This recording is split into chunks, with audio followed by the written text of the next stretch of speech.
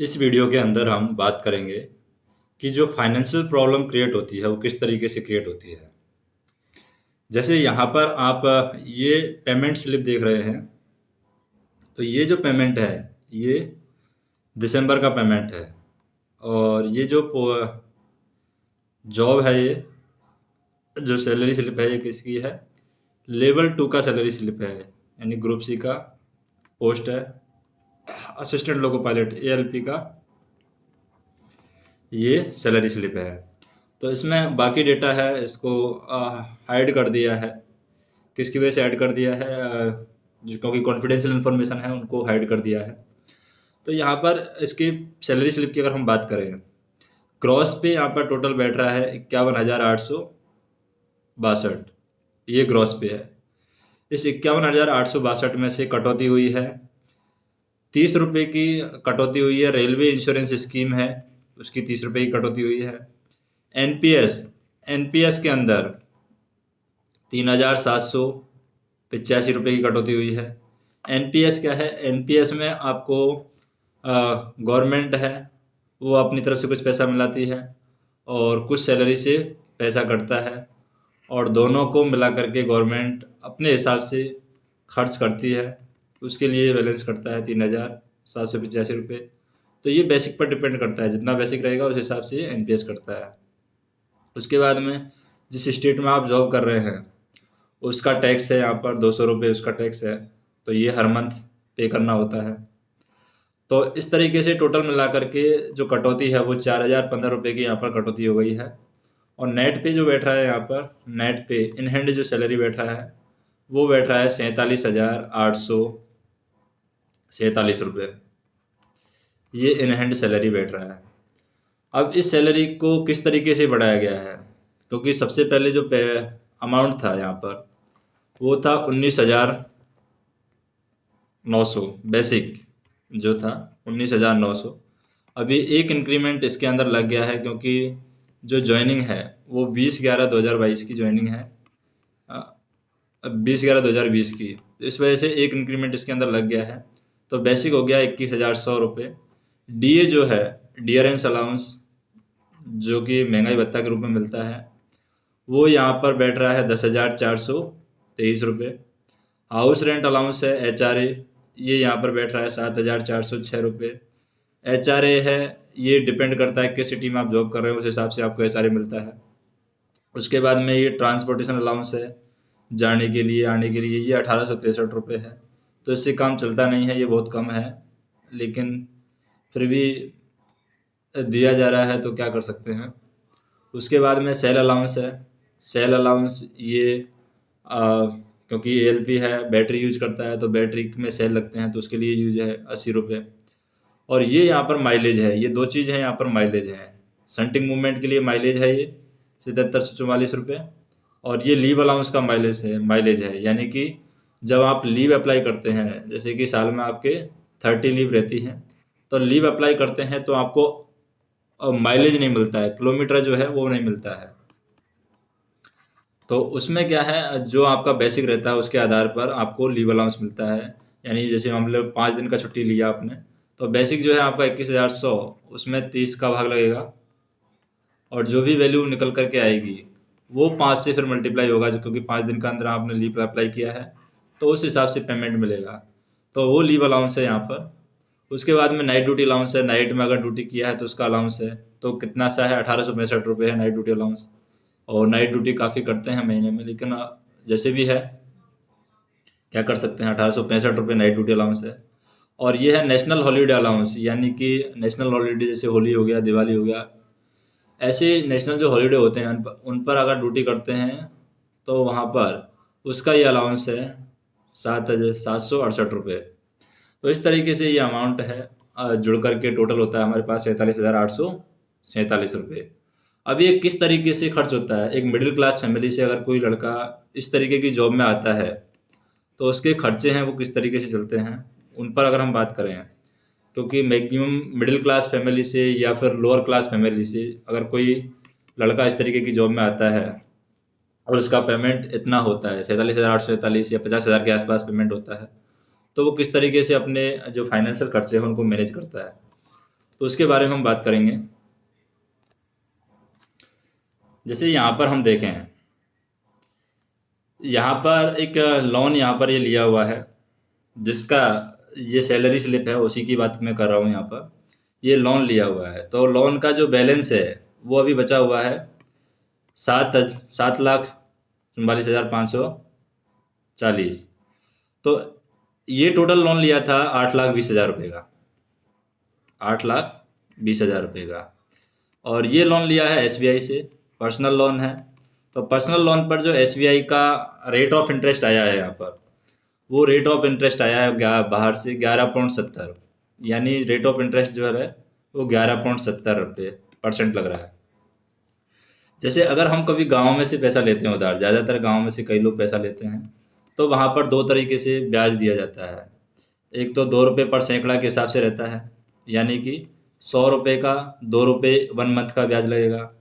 कुछ जगह पर, कुछ गांव है वहाँ पर 1.5 रुपये पर सैकड़ा के हिसाब से ब्याज रहता है, यानी 100 रुपये पर 1.5 रुपया 1 महीने का ब्याज लगेगा। और कुछ जगह पर 3 रुपये पर सैकड़ा के हिसाब से भी रहता है। तो अगर हम उनमें डिफरेंस की बात करें तो डिफरेंस किस तरीके से है? डिफरेंस यहाँ पर इस तरीके से, हम बैंक की बात कर लेते हैं, क्योंकि जो 2 रुपये पर सैकड़ा का हिसाब चलता है बैंक गांव में, जो ब्याज लगता है वो एवरेज लगता है 24% के हिसाब से ब्याज चलता है, यानी जो रेट ऑफ इंटरेस्ट रहता है वो 24% रहता है। और अभी बैंक में जो ये लोन लिया हुआ है, इसका रेट ऑफ इंटरेस्ट है 11.70, यानी कि एवरेज हम 12% ही मान सकते हैं, यानी गांव में जो ब्याज लिया जाता है उससे आधा। लेकिन गांव के ब्याज है वो नेगोशिएट हो सकता है, यानी उसको कम ज़्यादा किया जा सकता है देते समय, अपनी स्थिति के हिसाब से उसमें चेंज किया जा सकता है, या सामने वाला अगर अच्छा आदमी है तो वो चेंज कर सकता है। लेकिन बैंक के ब्याज में ऐसा सिस्टम नहीं है। बैंक का ब्याज गांव के ब्याज से आधा हो रहा है, लेकिन उसमें ऐसा सिस्टम नहीं है। और जो 1.5 का ब्याज है, 1.5 का ब्याज हमारा पड़ता है 18% की रेट से, यानी जो 24% 2 रुपये पर सैकड़ा में पड़ रहा है, वही ब्याज अगर 1.5 रुपये पर सैकड़ा के हिसाब से लेते हैं तो 18% पड़ता है। और अगर यही ब्याज हम 3 रुपये पर सैकड़ा के हिसाब से लेते हैं तो यही ब्याज 36% पड़ता है, यानी 100 रुपये पर 36 रुपये रहेंगे 1 महीने का। अब इसके आधार पर हम बात करें कि डिफरेंस जो है वो कितना आने वाला है, यानी जब भी आप लोन लेते हैं तो बड़े सोच समझ करके आपको लोन लेना है। जब भी आप कर्ज लेते हैं तो बड़े सोच समझ कर कर्ज लेना है, क्योंकि आपका जो मेहनत का कमाई है वो काफ़ी कुछ है ब्याज में जाने वाला है। जैसे मैं यहाँ पर बात करूँ, टोटल 8,20,000 रुपये का है। जैसे हम यहाँ से बात कर लेते हैं इसमें, जैसे 30 सितंबर के आसपास इसका जो रिमेनिंग बैलेंस है वो है 7,24,000। 7,24,000 पर हमने क्या है, एक EMI इसमें जमा करवाई है। EMI कितने की है? 15,978 की। तो जैसे हमने EMI जो है 15,978 रुपये की जमा कराई है, तो ये 7,24,000 से 15,978 कम हो जाएगा, तो यहाँ पर कितना बचेगा? 7,09,000 रुपये बचेगा। तो जो रिमेनिंग ब्याज है वो 7,09,000 पर लगने वाला है। तो 7,09,000 पर ऑन एन एवरेज 7,000 ब्याज बैठ रहा है, तो ये हम देख सकते हैं, यानी 7 लाख पर 7,000 का ब्याज बैठ रहा है। एवरेज हम मान सकते हैं 6 लाख पर 6,000 का ब्याज बैठना चाहिए ऑन एन एवरेज, यही हम मान के चल सकते हैं। यानी 1 लाख पर बैंक जो है वो 1,000 रुपये मंथली ब्याज लेती है, ये हम मान करके चल सकते हैं इसके हिसाब से। यानी मोटा मोटा अंदाज़ा लगाएं तो हम इस तरीके से मान सकते हैं। दूसरा, अगर हम इसी ब्याज को, जैसे बैंक का ब्याज हमने देख लिया कि बैंक का ब्याज 1 लाख पर 1,000 रुपये होता है, तो यही ब्याज अगर हम गांव से लेते हैं तो 1 लाख पर 2,000 रुपये होता है। और यही ब्याज अगर हम 1.5 के ब्याज में लेते हैं तो कितना होता है? 1,500 रुपये होता है। और यही ब्याज अगर हम 3 रुपये पर सैकड़ा के हिसाब से लेते हैं तो कितना हो जाएगा? यही ब्याज 3 गुना हो जाएगा, यानी 3,000 रुपये पर मंथ हो जाएगा। तो ये डिफरेंस हम समझ सकते हैं। अभी इसका साल में क्या फ़र्क पड़ता है, 1 साल के अंदर क्या फ़र्क पड़ने वाला है? 1 साल के अंदर फ़र्क पड़ने वाला है, जैसे ये 1 महीने का ब्याज है 7 लाख का, तो 1 साल का अगर हम कम से कम करते जाए इसको देखते जाएंगे तो एक साल में काफ़ी डिफरेंस यहाँ पर आने वाला है, यानी 12 × 7 करें यानी 84,000 रुपये आपका ब्याज जाने वाला है। 84,000 रुपये बैंक में, तो 84,000 को मोटा मोटा अगर हम लगाए तो 80,000 भी मान लें, तो 80,000 आपकी इनकम जो है, आपका जो मेहनत का कमाई है वो यहाँ पर जाने वाला है। अगर आपने 7-8 लाख रुपए का भी लोन लिया हुआ है तो ये तो हो गया हमारे पहले लोन का बात, 7 लाख और 24,000 रुपये का। और ये हम डेट भी यहाँ पर देख सकते हैं, ये जो डेट है ये दिसंबर का ही डेट है, 7,24,000 का। अभी हम दूसरे की बात करेंगे, तो ये डेटा है, ये हम एक साथ में बाद में हम कैलकुलेट करेंगे कि किस तरीके से ब्याज है आपको परेशान करता है और किस तरीके से आपकी जो फाइनेंशियल कंडीशन है उसको बेकार कर देता है। तो ये तो होगी हमारी 7,24,000 रुपये के आसपास की बात, यानी अभी भी रिमेनिंग ये है 7,44,000 के आसपास बचा हुआ है। और इसका ऑन एन एवरेज हमने ब्याज लगा लिया है कि 7,000 रुपये मंथली के आसपास इसका ब्याज लग रहा है, और ईयर का हमने हिसाब भी यहाँ पर लगा लिया है। अभी हम दूसरा सिनारियो देखते हैं। अभी दूसरे सिनारियो में क्या होता है, दूसरे सिनारियो में जैसे कि पहले के सिनारियो में हमने देखा है टोटल जो लोन था वो 7,24,000 का था, यानी 7,44,000 पेंडिंग था, 7,44,000 पर ब्याज लग रहा है। अभी ये जो सिनारियो है ये दूसरा पर्सनल लोन है, क्योंकि आप एक एसबीआई बैंक से या एक बैंक से 2 पर्सनल लोन एक साथ ले सकते हैं, यानी उसी लोन को टॉपअप करवा करके आप एक साथ 2 पर्सनल लोन ले सकते हैं। तो ये दूसरा लोन लिया हुआ है। ये जो रिमेनिंग है ये जून 2022 को रिमेनिंग है 3,41,000 का। 3,41,000 में से हम ब्याज की अगर बात करें, जैसे यहाँ पर हम देख सकते हैं, जैसे पहले वाला जो हमने देखा था उसमें हमने देखा था EMI 15,978 रुपये, जो हम EMI देखे थे वो 15,978 रुपये देखे थे। अभी इस लोन का जो EMI है, जैसे 15,978 प्लस इस लोन का जो EMI है वो है 6,616, 6,616। तो ये अगर दोनों मिलाकर के कैलकुलेट कर लेते हैं हम, तो ये कितना बैठ रहा है, 4 और 9, 5 और 22, यानी कि 22,594 रुपये। तो दो तरह की EMI हो गई हमारे पास में, एक तो 3,41,000 की EMI हो गई है, और एक हमारे पास में ये 7,44,000 है, उसका EMI हो गया 15,978। तो 2 EMI जोड़ ली है हमने। यहाँ पर अगर ब्याज करें 3,41,000 पर ऑन एवरेज ब्याज कितना बैठ रहा है, जैसे कि यहाँ पर हम देखें 3,27,000 था रिमेनिंग, इस पर ब्याज है 3,128 रुपये। फिर ये 6,000 का किस्त EMI चला गया तो ये 3,20,000 रुपये बचा। 3,20,000 में से फिर ये 3,20,000 पर इंटरेस्ट लगा एक मंथ का 3,197 रुपये। फिर यहाँ पर एक और EMI चला गया है तो ये बचेगा 3,17,000 रुपये। 3,17,000 पर 3,000 के आसपास ऑन एन एवरेज ब्याज बैठ रहा है।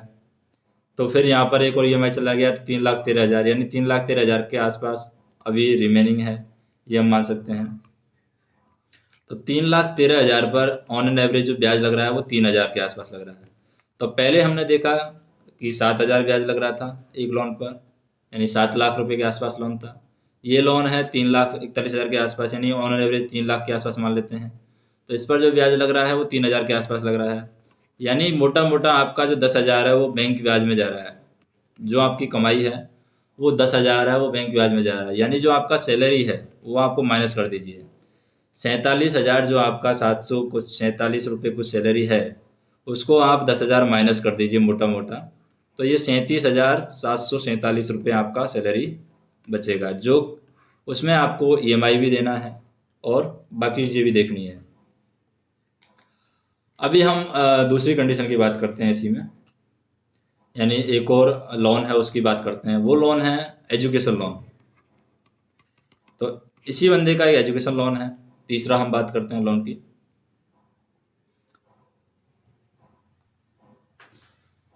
अब ये है हमारे पास में तीसरा लोन।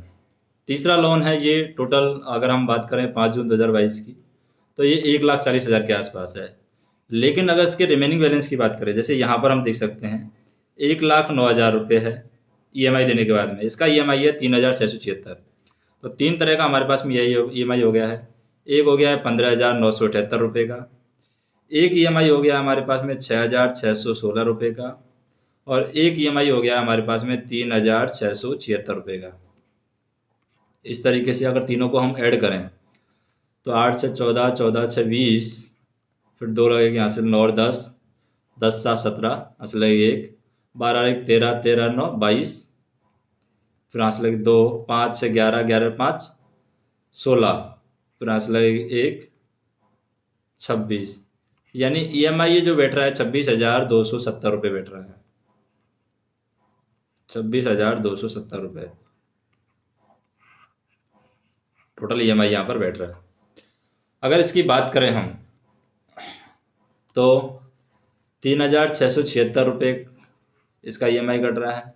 ये जो 12,141 रुपये है, ये अगर आपका कोई इस तरीके का एजुकेशन लोन है तो उसमें बैंक क्या है, जो गवर्नमेंट है वो आपको सब्सिडी देती है, बीच बीच में सब्सिडी देती है, और सब्सिडी की वजह से जो ब्याज लगने वाला है आपका पूरे साल का जो ब्याज लगने वाला है उसका कुछ पार्ट है यहाँ पर देती है। जैसे हम यहाँ पर देख सकते हैं, ये 2 दिसंबर 2022 को दिया हुआ है 12,141 रुपये ये दिया हुआ है। तो उससे क्या है, जो आपका ब्याज लगने वाला है उसमें छूट मिल जाती है। इसका जो रेट ऑफ इंटरेस्ट है वो है 7.5%, लेकिन इसमें बैंक सब्सिडी दे देती है और जो भी आपका ब्याज है वो बैंक दे देती है। और इसका जो ब्याज है, जैसे हम देख सकते हैं यहाँ पर 1,00,000 रुपये का जो ब्याज है वो जहाँ पर बैंक में 1,000 लगता है, वहीं ये एजुकेशन लोन है इसमें 676 रुपये लग रहा है। यानी ऑन एन एवरेज हम मान सकते हैं 680 रुपये मान सकते हैं। तो कितने का डिफरेंस है, 320 रुपये का डिफरेंस है यहाँ पर। 1,00,000 रुपये पर 320 रुपये का डिफरेंस है। अगर आप कभी भी एजुकेशन लोन लेते हैं तो एजुकेशन लोन का मौका है, आपको नहीं छोड़ना चाहिए। अगर आप हायर स्टडी करते हैं तो कोशिश करना चाहिए कि एजुकेशन लोन लें, क्योंकि उससे काफ़ी फ़ायदा है, क्योंकि एफडी से कम इसमें ब्याज पड़ता है आपका एजुकेशन लोन में, और इंटरेस्ट का काफ़ी यहाँ पर फ़ायदा होने वाला है एजुकेशन लोन पर, या इस तरीके के जो लोन रहते हैं उनमें इंटरेस्ट का काफ़ी फ़ायदा होने वाला है। क्योंकि जितनी भी एफडी जो होती हैं, एफडी 8% 10% के आसपास बैंक है वो एफडी देती है। सेविंग पर जो बैंक है ब्याज देती है वो हमें 3 से 4% के आसपास ही ब्याज देती है। तो बैंक का बेनिफिट क्या है, बैंक हमसे पैसा जमा करती है 3 से 4% पर और हमें लोन में देती है 11% पर। तो यही बैंक का बचत होता है, जो बीच का मार्जिन है इसी से बैंक चलता है, इसी से बैंक अपने कर्मचारियों को तनख्वाह देता है, और इसी का पूरा बैंकिंग स्ट्रक्चर है, पूरा बैंकिंग जो सिस्टम है इसी पर डिपेंड है। यानी कि कम इंटरेस्ट पर हमारा पैसा बैंक में जमा किया जाता है और ज़्यादा इंटरेस्ट पर हमें वापस दिया जाता है। जब हमें ज़रूरत होती है तो हमें ज़्यादा इंटरेस्ट पर दिया जाता है। अगर हम बैंक में जमा कराएंगे या इस तरीके की पॉलिसी में जमा कराएंगे तो हमें इंटरेस्ट कम दिया जाएगा। तो ये पर्सनल लोन या इस तरीके के जो लोन होते हैं, तो पूरा बैंकिंग सेक्टर है वो इंटरेस्ट पर ही चल रहा है, वो हम इस कैलकुलेशन से पूरा समझ सकते हैं। अभी हम इसमें से अगर जैसे हम देखें यहाँ पर 26,270 रुपये जो ईएमआई बैठ रहा है आपका, 26,270 रुपये, इसमें आप मोटा मोटा लगा लीजिए कि आपका जैसे 7 लाख रुपये वाला था उसका 7,000 ब्याज लग रहा है, 3 लाख रुपये वाला था उसका 3,000 ब्याज लग रहा है, और जो 1,00,000 रुपये या 1,40,000 रुपये वाला है इसका 650 रुपये ब्याज लगने वाला है। या इसी को हम ऐसे मान लेते हैं बैंक से लिया होता ये लोन, प्रॉपर बैंक से लिया होता लोन ये, तो इसका 1,000 और मान लेते हैं, तो ये 11,000 रुपये आपका ब्याज का जा रहा है इसमें फालतू का। यानी 26,000 जो आप जमा करा रहे हैं उसमें से 11,000 ब्याज का जा रहा है। तो एक्चुअल में आप बैंक को कितना जमा करा रहे हैं ताकि आपका जो पेमेंट है वो कम होगा। एक्चुअल में आप बैंक को कुछ भी जमा नहीं करा रहे हैं। आप देख सकते हैं यहाँ पर ओनली 15,270 रुपये आप टोटल बैंक में एक्चुअल में जमा करा रहे हैं।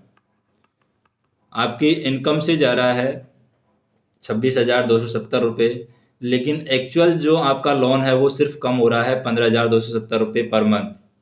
यानी इतना बड़ा डिफरेंस आ रहा है यहाँ पर, 11,000 रुपये का डिफरेंस आ रहा है। तो इस तरीके से ये जो टाइम पीरियड है, जो लोन आपका 2 साल में या 4 साल में चुकने वाला था वो धीरे धीरे 5-6 साल तक खिंच जाता है।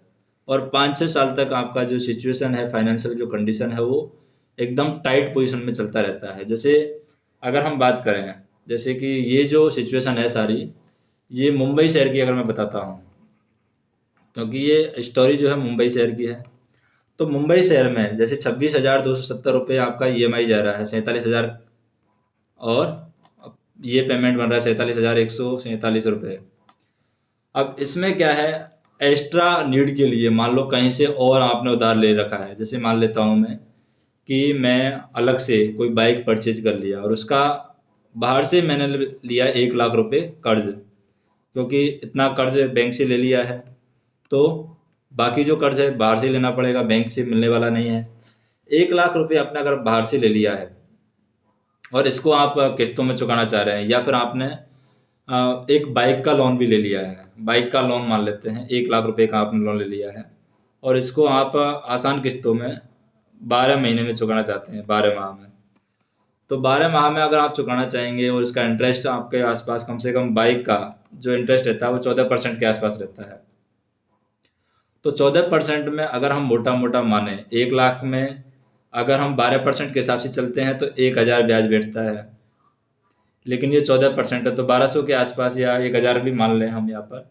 तो ये जो बाइक है 1,10,000 की आपके पास बैठने वाली है, यानी 11,000 का ईएमआई आपका इधर जाने वाला है। किसके लिए? बाइक के लिए। अगर आपने शौक में बाइक खरीद ली है तो इसका आप इफेक्ट देखेंगे आपके जो फाइनेंशियल कंडीशन है उस पर क्या पड़ने वाला है। 26,270 रुपये ये हो गया आपका, और 11,000 हम ऐड कर देते हैं बाइक का, तो कितना हो गया ये? 0,7273, यानी 37,270 रुपये आपका हो गया है। अब 37,270 रुपये जो आपका हो गया है, इसमें आप अगर मुंबई से जैसे शहर में रह रहे हैं तो 37,000 में हम क्या करते हैं, मुंबई जैसे शहर में रह रहे हैं तो 10,000 आप अपना किसका किराया लगा सकते हैं? रूम का किराया लगा सकते हैं, क्योंकि मुंबई जैसे शहर में 10,000 रूम का किराया है। वैसे HRA यहाँ पर 7-8 हज़ार रुपये मिल रहा है, लेकिन हम यहाँ पर 10,000 लगा सकते हैं, 8,000 भी लगा सकते हैं। तो 37 और 8, अगर हम प्राइम लोकेशन पर नहीं रह रहे हैं तो 8,000 भी हम मान सकते हैं। तो 37,000 में अगर 8,000 हम जोड़ देते हैं तो 37 और 8 45,000, यानी 45,270 रुपये हो जाते हैं। अब अगर आपने बाइक परचेज किया है तो उसका पेट्रोल का खर्चा भी आएगा, तो इसमें 1,000 रुपये पेट्रोल का भी डाल देते हैं, तो ये हो गया 46,270 रुपये। अब 46,270 रुपये हो गया है, इसमें आप आजकल के टाइम पर इंटरनेट का बहुत खर्चा है, तो 500 रुपये आप इंटरनेट का भी लगा लीजिए, तो कितना हो गया? 46,770 रुपये। तो अगर आप मुंबई जैसे शहर में रह रहे हैं और मिनिमम खर्चा आप अपने खाने का लगाएंगे, तो खाने का मिनिमम खर्चा आपका 6,000 रुपये या 5,000 रुपये भी मान कर चलते हैं हम मंथली। तो ये जो 5,000 रुपये हैं ये आपको हर मंथ मांगना पड़ेगा, यानी उधार लेना पड़ेगा। और ये 5,000 रुपये धीरे धीरे मांगते मांगते हर मंथ अगर आप मांगते हैं और या इस तरीके की आप प्लानिंग करते हैं तो हर मंथ आपका 5,000 रुपये का उधारी बढ़ने वाली है, और धीरे धीरे आप एक तरफ से कम करते जाएंगे पैसा, दूसरी तरफ से वापस से उधारी बढ़ती जाएगी, और ये आपको धीरे धीरे मेंटली डिप्रेशन में डाल देगा, आपका जो मानसिक तनाव है उसको बढ़ा देगा। और ये सारी सिचुएशन किसकी वजह से क्रिएट हुई है? बाइक की वजह से क्रिएट हुई है। अगर आप सोच समझ करके ये बाइक परचेज नहीं करते हैं तो मोटा मोटा आपका हिसाब है वो सेट हो जाता है। लेकिन अगर इसी सिचुएशन में मान लो आपके साथ में कोई ऐसी घटना होती है, जैसे मान लो आप बीमार पड़ जाते हैं और बीमारी में आपके 10,000 रुपये का खर्चा हो जाता है, तो वो 10,000 रुपये चुकाने के लिए आपके पास में कोई भी संसाधन नहीं है, कोई, और किसी भी खर्चे में आप यहाँ पर कमी नहीं कर सकते। जो भी आपके सामने जो खर्चा है उसमें आप किसी भी खर्चे में कमी नहीं कर सकते। तो ये 10,000 रुपये आप वापस रिटर्न नहीं करेंगे तो आपको कोई भी 10,000 रुपये देने वाला भी नहीं है, क्योंकि कोई भी आपको 10,000 रुपये उधार देगा तो वो 1 मंथ के लिए, 2 मंथ के लिए एज ए फ्रेंडशिप में दे सकता है। लेकिन अगर आपके पास में गुंजाइश ही नहीं है उसको चुकाने के लिए तो आपको कोई 10,000 रुपये भी उधार देने वाला नहीं है। यानी आपका इनकम होते हुए भी आपका अगर गलत प्लानिंग रहेगा तो आपका जो सिचुएशन है वो धीरे धीरे बहुत ख़राब हो जाएगा, और वो आपको मेंटल डिप्रेशन करने का काम करेगा, और जो आपके सोचने की शक्ति है उसको धीरे धीरे कम कर देगा और आपका जो मानसिक स्वास्थ्य है उसको एकदम ख़त्म कर देगा। तो इसलिए प्लानिंग करते समय आपको फाइनेंशियल जो प्लानिंग है वो इस तरीके से करनी है ताकि हर सिचुएशन के लिए आप क्या है उससे उभरने के लिए तैयार रहें। बाकी रिस्क फैक्टर हर जगह रहता ही है। तो अगर आपको ये सारी कैलकुलेशन समझ में आई है और वीडियो पसंद आया है तो वीडियो को लाइक कीजिए, चैनल को सब्सक्राइब कीजिए और अपने दोस्तों के साथ में शेयर कीजिए, क्योंकि अगर आप कभी भी प्लानिंग करते हैं, अभी आप ये देख सकते हैं इसमें कहीं भी दूर दूर तक आप ना कोई बाइक खरीद सकते हैं या कोई इस तरीके की शॉपिंग कर सकते हैं या आप कोई कार खरीदने के बारे में नहीं सोच सकते हैं। तो जो ओवरऑल आप देख सकते हैं सैलरी के हिसाब से आपका जो मिडिल क्लास लाइफ है वो किस तरीके से चलने वाला है। जैसे कई बार हमें ये लगता है कि जॉब लगने के बाद में चीज़ें आसान हो जाती हैं और बहुत सारी प्रॉब्लम है वो सॉल्व हो जाती हैं, लेकिन जॉब लगने के बाद में जिम्मेदारियां भी इंसान की बढ़ जाती हैं और उसी तरीके से खर्चे भी बढ़ जाते हैं। तो उन चीज़ों का ध्यान में रखते हुए आपको इस तरीके से प्लानिंग करना है कि आपको इस तरीके की जो समस्याएं हैं उनका सामना ना करना पड़े। तो अंत में आप चैनल को सब्सक्राइब कर लीजिए और वीडियो को लाइक कीजिए और शेयर कीजिए।